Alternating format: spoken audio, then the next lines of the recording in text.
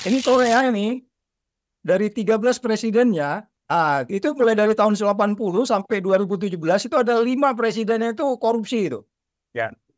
Itu masuk penjara semua, tapi nanti ada beberapa dihukum 20 tahun terus dimaafin gitu ya kan. Ya. Dan mereka, Mas tahu nggak bahwa mereka belajar dari mana untuk memberantas korupsi? Dia belajar dari Indonesia tuh, lihat tuh.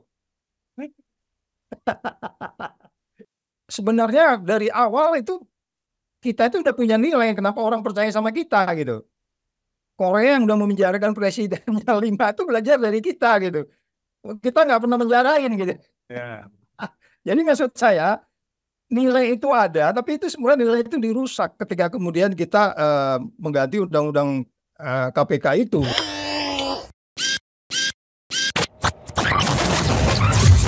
Halo sahabat integritas, jumpa lagi di channel Satu Visi Utama di program Buka Kartu.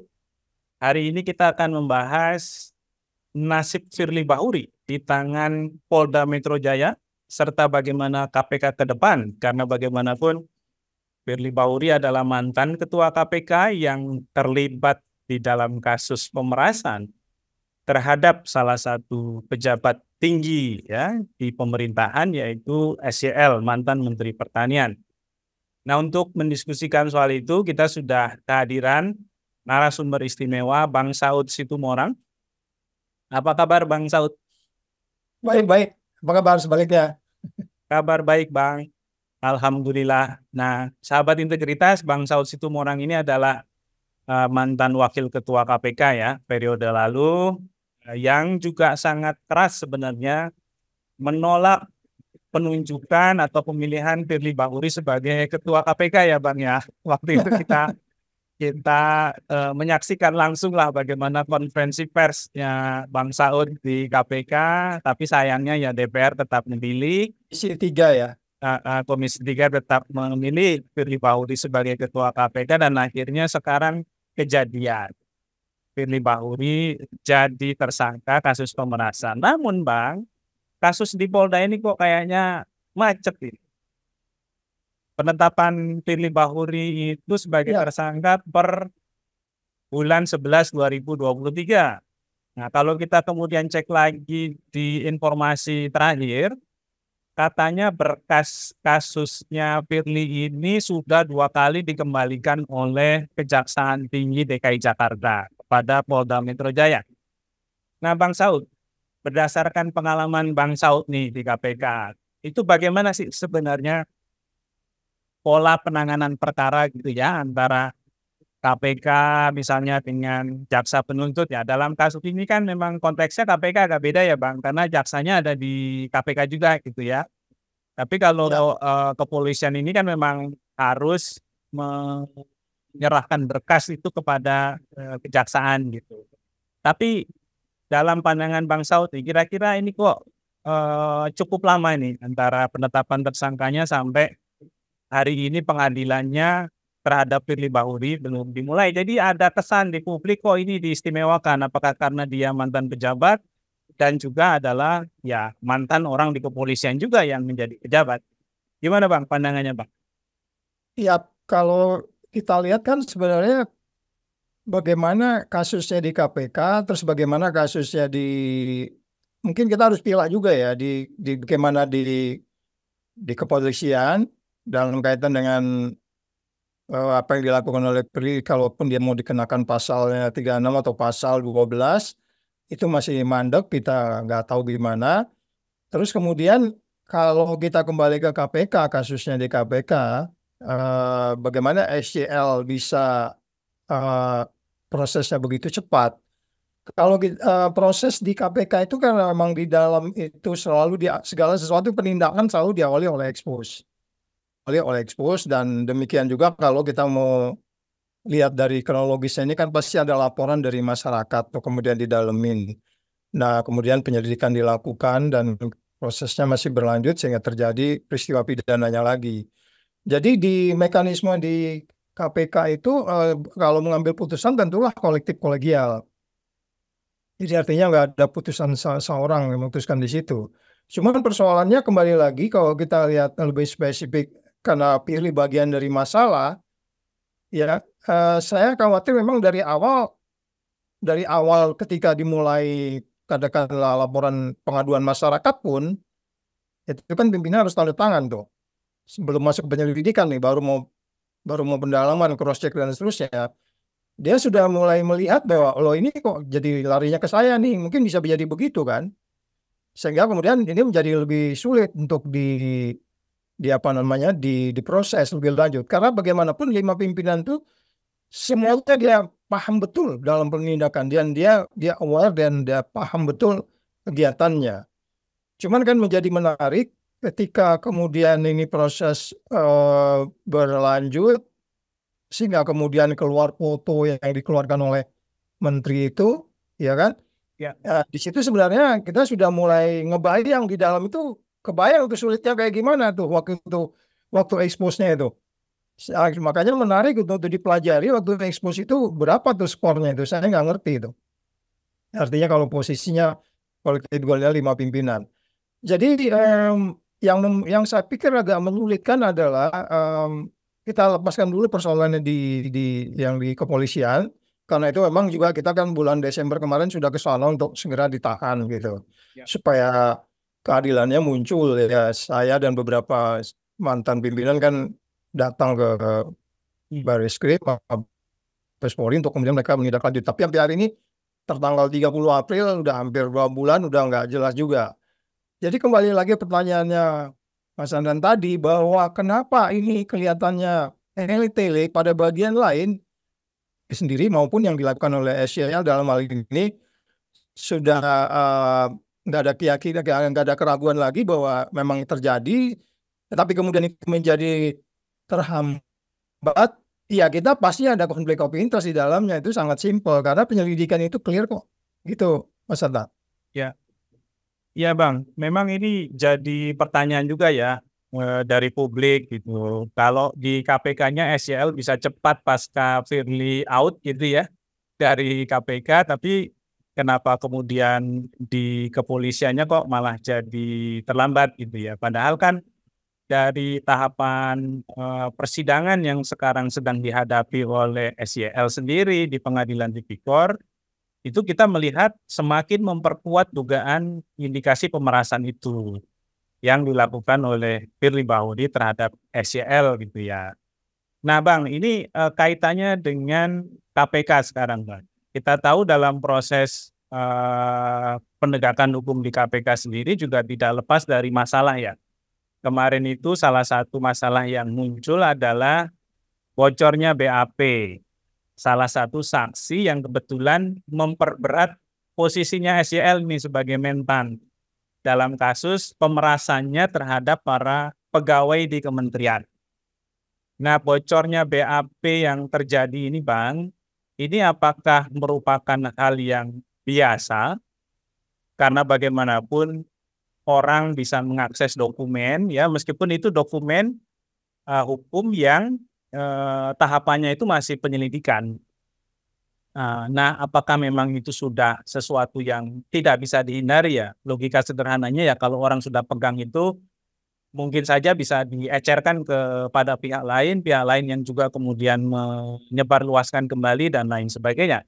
Tapi memang dalam kasus salah satu saksi yang namanya Merdian ini, dia merasa BAP dia bocor padahal kesaksian yang dia berikan kepada KPK itu kesaksian yang memberatkan SCL dan oleh karenanya sekarang dia meminta perlindungan kepada LPSK sebagai saksi. Nah ini kan dalam konteks mengungkap sebuah perkara kejahatan kerah putih, posisi saksi itu kan penting ya Bang.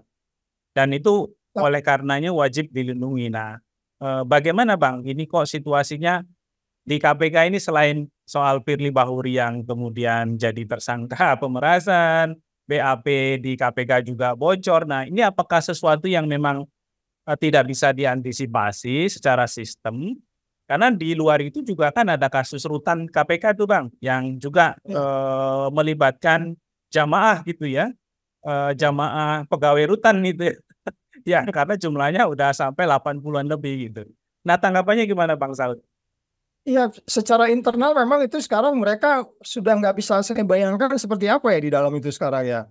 Check and balance-nya, terus kemudian apa yang kita sebut sebagai eh, transparansi, akuntabel dan bebas dari konflik kepentingan. Itu kan udah pambaliut bener itu.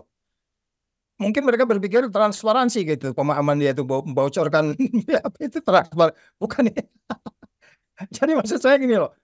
Itu yang saya bilang kemarin di sebuah stasiun TV, ada memang nilai yang sangat bergeser sekarang di KPK itu yang memungkinkan sulit bagi kita untuk memastikan bahwa ada penegakan hukum yang katakanlah menimbulkan kepastian, keadilan, dan kemanfaatan kalau orang-orang hukum selalu bilang begitu kan.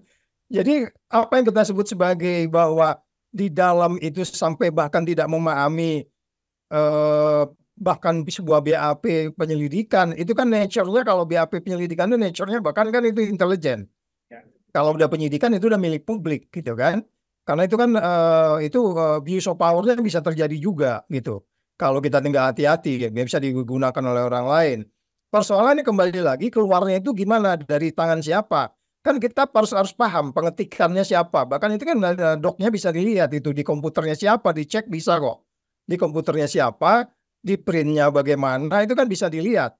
Dan ada proteksi-proteksi juga. Sehingga saya bisa menggambarkan di dalam itu sudah nggak ada check and balance, tidak ada proteksi, tidak ada memungkinkan seseorang tidak melakukan abuse di situ. Dan ini memastikan kembali lagi KPK menjadi sesuatu yang Liar ya Bang ya. alami sebelumnya. Ini Ya. cerita begini nggak pernah kita alami sebelumnya, apalagi ada yang disebutnya penyelidikan. Jadi pertanyaannya kembali lagi adalah bahwa sulit bagi kita sekarang ini memastikan KPK itu seperti yang diharapkan. Ya memang diharapkan. Ya memang karena undang-undangnya ya, karena undang-undangnya kita kemarin sudah mengatakan bahwa siapapun pemerintah mendatang ini, saya nggak tahu mereka punya prinsip apa untuk mengembalikan undang-undang itu. Karena memang terjadi perubahan nilai, values di kepala mereka, sehingga tidak memastikan bahwa prinsip-prinsip penegakan hukum itu terlebih di anti korupsi, dia harus lebih putih dari putih, yang kita sebut Anda harus lebih disiplin dari disiplin, itu sudah tidak ada sama sekali. Nah sehingga kalau Pak Luhut bilangnya nggak usah terlalu suci lah. ya itu yang saya juga protes ya. Nggak boleh begitu dong. Itu dalam doa Bapa kami dalam agama Kristen itu, doa Bapa kami itu minta Tuhan hadir di bumi. Itu kan artinya supaya kita bagaimana baik-baik di bumi, bukan baik-baik nanti kalau udah mati mana aja. Dalam doa Bapa kami itu kan begitu, hadirlah Tuhan di bumi sebagaimana di dalam surga. Jadi bumi ini kita bikin jadi surga, jangan dibalik gitu loh. Jadi maksud saya gini loh Mas. Ini yang mungkin agak sulit kalau kita katakan sekarang ini apa yang kita sebut sebagai dengan indeks persepsi korupsi 34. Tetapi memang agak aneh ya, kita di beberapa mungkin saya boleh agak melipir kemana-mana nih ya. Silakan Bang. Boleh ya, aku melipir santai sedikit aja. Ya. Coba kalau kita lihat deh, ini kita ke Korea nih, ini menarik nih Korea. Ini Korea ini dari 13 presidennya kelihatan ya Mas ya? Sangat kelihatan Bang. Itu mulai dari tahun 80 sampai 2017 itu ada 5 presidennya itu korupsi itu. Ya. Itu masuk penjara semua, tapi nanti ada beberapa dihukum 20 tahun terus dimaafin gitu ya kan? Ya. Dan mereka, Mas tahu nggak bahwa mereka belajar dari mana untuk memberantas korupsi? Dari kita Bang. Dia belajar dari Indonesia tuh, lihat tuh. Iya kan? Ya. Ya itu kan klinik sana itu. Ya. Iya kan? Jadi maksud saya ini apa yang terjadi di Korea, sebagaimana mereka tetap melakukan penindakan-penindakan. Badan anti korupsinya itu kan dari awal memang dari sejak tahun 2006 memang kan kita ada kerjasama dengan mereka. Kalau kita lihat ini tadi prosesnya kan dari tahun berapa ini kan mulai dari 2000, kalau enggak 3 presiden sebelumnya itu. Jadi anti korupsinya jalan, tapi ya, artinya kalau kita lihat dari Roh Moo-hyun, Lee Myung-bak dan ini cewek Pak Geun-hye juga itu presiden pertama wanita ya. Ya. Itu anaknya Anaknya siapa juga itu, anaknya bekas presiden sebelum yang pertama, yang keberapa itu ya. Jadi maksudnya gini loh Mas, kita sering jadi contoh gitu ya.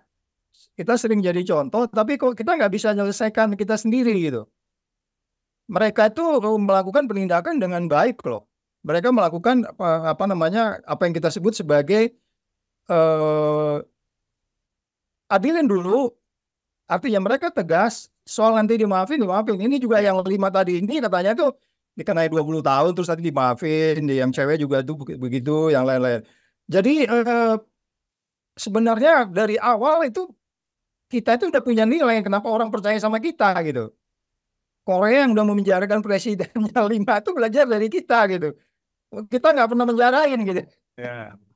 Jadi maksud saya, nilai itu ada, tapi itu sebenarnya nilai itu dirusak ketika kemudian kita mengganti undang-undang KPK itu. Jadi ini menurut saya itu penyebab awalnya sebenarnya. Jadi kalau kita bicara teknis-teknis kecil dan proses-proses penyelidikan, proses penuntutan, itu kan sebenarnya kuapnya nggak jauh berbeda juga di tempat-tempat lain. Yang membedakan kan manusianya. Ya. Iya kan? Jadi maksud saya, ketika kemudian manusia ini dirusak dengan undang-undang yang baru, dan kemudian ada bahkan pemimpinnya yang tidak eligible dari awal kita sudah warning, bahkan akan menjadi masalah, itu tidak dianggap gitu. Ya, jadi sulit bagi kita untuk mengatakan bahwa apa yang kita sebut sebagai extraordinary crime sekarang ini dilakukan oleh orang ordinary person gitu.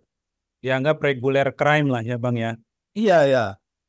Bang Saud, balik lagi ke isu BAP tadi, sebenarnya by system kalau di KPK pembocoran BAP di tahap penyelidikan itu mudah dideteksi ya Bang, mestinya.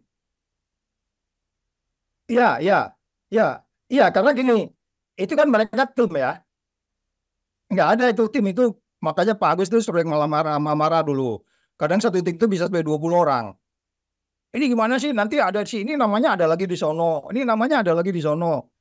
Saya bilang, Pak, itu bagian dari check and balance. Itu yang kerja nanti bukan semuanya keroyokan sehingga nggak jelas. Itu semuanya bagian dari check and balance. Jadi kalau si A itu, jadi dia saling ngontrol. Itu semuanya bad practice yang ada di KPK. Itu bisa sampai 10-20 itu, Mas. Jadi saya punya hak untuk mengakses begitu saya masuk di dalam tim itu bagian dari check and balance. Saya nggak tahu saat ini masih begitu nggak, jangan-jangan nggak begitu gitu. Sehingga kemudian file tuh bisa kemana-mana.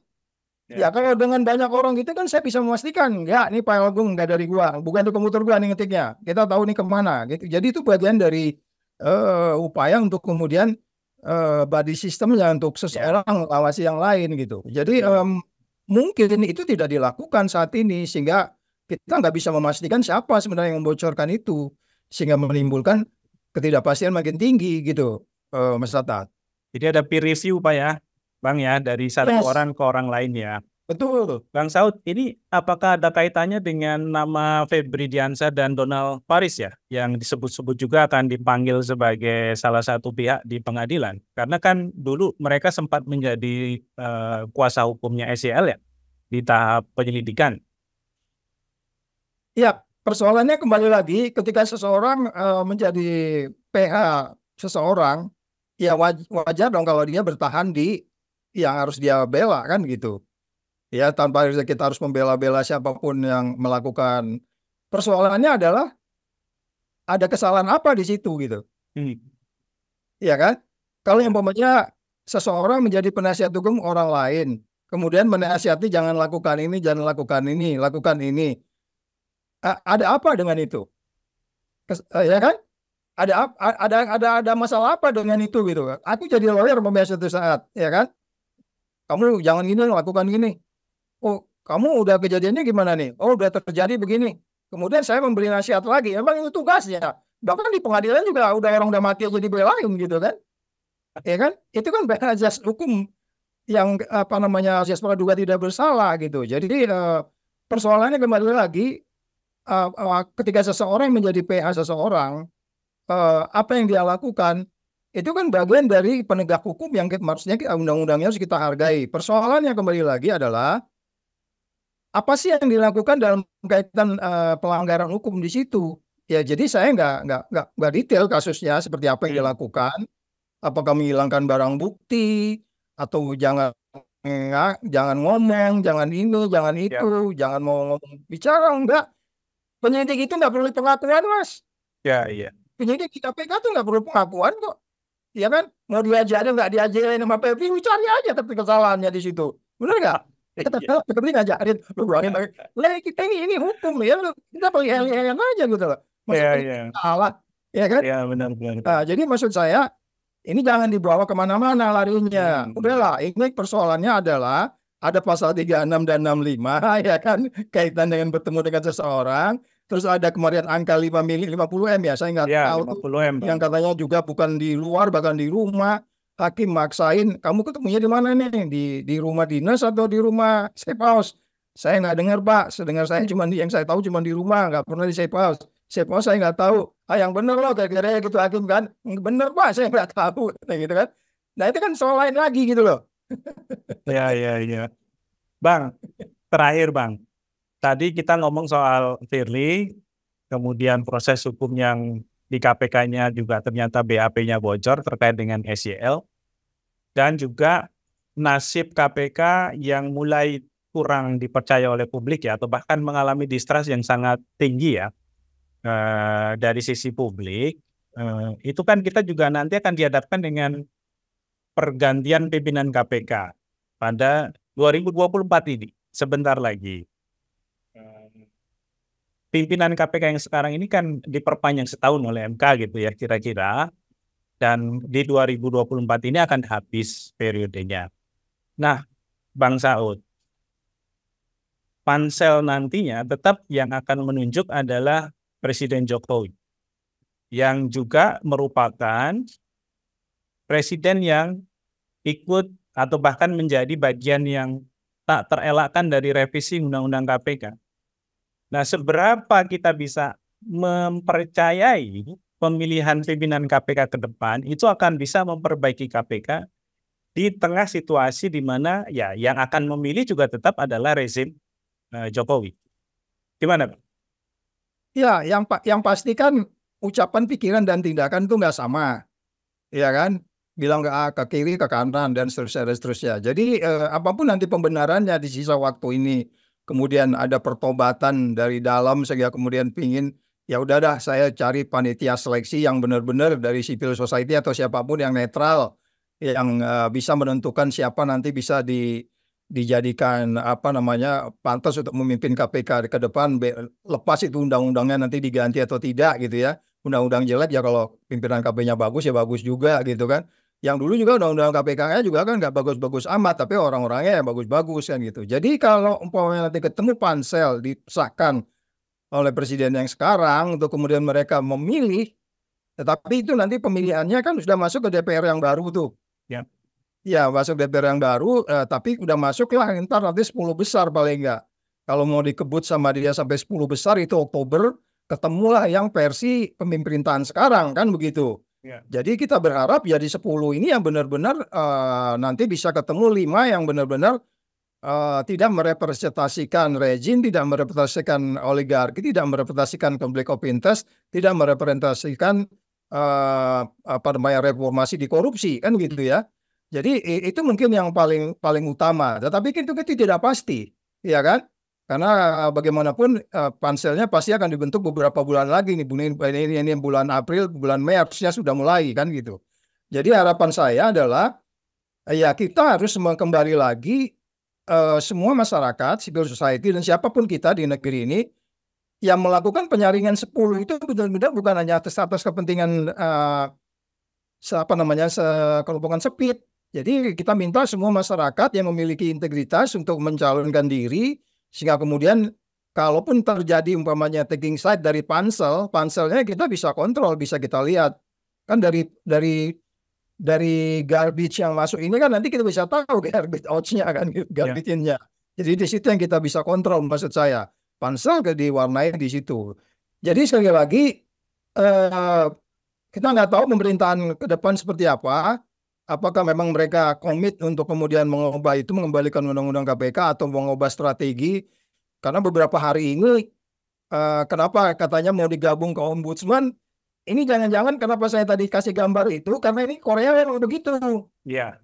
Ya kemarin kan studi banding tuh, Korea itu kan digabung dengan ombudsman, kayaknya tuh ini kayaknya digabung aja nih lebih gampang ini. Makanya saya tadi nyebutin Korea. Lebih gampang ngaturnya maksudnya, Bang. Jadi ini kita lihat lah nanti seperti apa.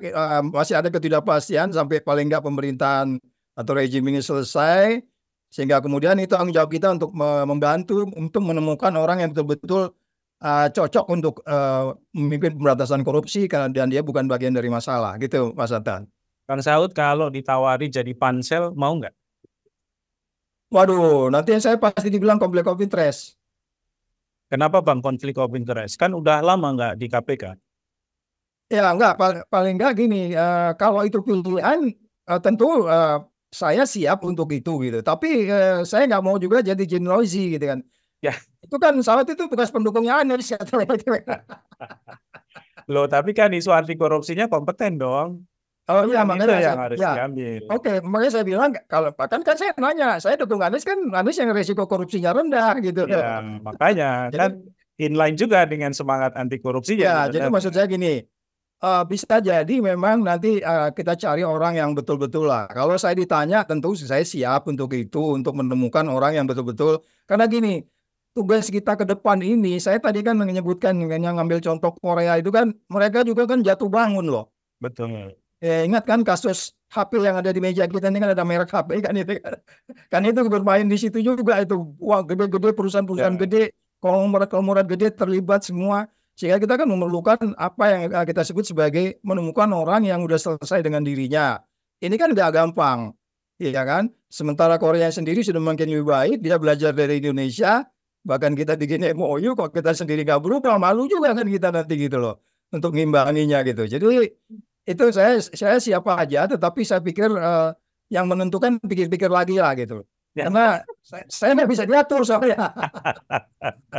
Ya itu catatannya kan kalau Presiden Jokowi bertobat ya di masa akhir jabatannya. Karena kemana-mana gue datang dengan Tuhan gue aja gitu.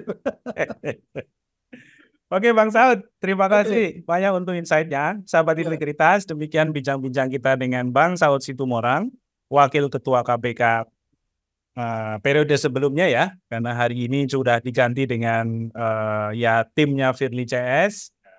Masa mereka juga akan berakhir di ya Oktober 2024 ini. Semoga kita tetap masih punya harapan untuk mendapatkan pimpinan-pimpinan KPK terbaik, karena di dalam undang-undang yang buruk, kalau pimpinannya baik, saya kira KPK masih bisa berjalan. Dan itu salah satunya kalau Bang Saud jadi pansel KPK ke depan. Kita jumpa lagi di lain waktu. Sampai jumpa.